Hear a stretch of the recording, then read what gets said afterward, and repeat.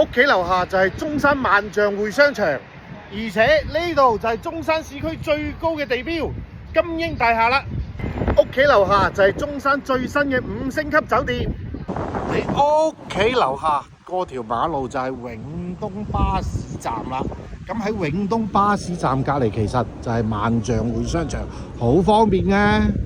呢度係萬象匯，呢度係金鷹大廈，呢度係最新嘅5星級酒店，呢度係我中山辦公室嘅地方啊。然之後呢度就係中山嘅假日廣場，假日廣場門口而家起緊地鐵啦。想食雙腸唔緊要啊，5星級酒店一過嚟呢度就有一條小食街，前面仲有條網紅街，食到你攰啊！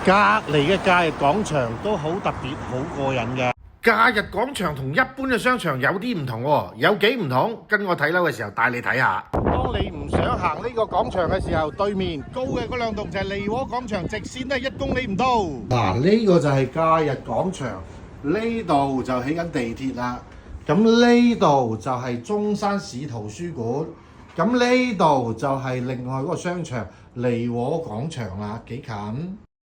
除咗屋企樓下係商場，附近4公里有7個商場，2個輕軌高鐵站，而且唔到1公里就係中山市人民醫院啦。呢個就係地標5星級酒店就喺呢度啦。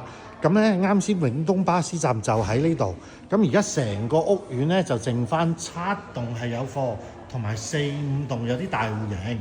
咁有興趣嘅朋友就砰砰聲過嚟睇下啦。隔條馬路就係大型商場啊！翻屋企24小時保安就梗㗎啦，而且仲要係自動門啊，係咪好正呢 ？OK， 翻到嚟個大堂啊，幾靚仔，而且入邊都係黃鐘大靜，非常舒服。個花園有幾靚仔，真係要嚟過先知道啊！咩叫黃鐘大靜？咁感受得到，全部都係風，幾咁正啊！咩叫黃鐘大靜啊？入到嚟就 feel 到，真係個園林好靚仔，好正。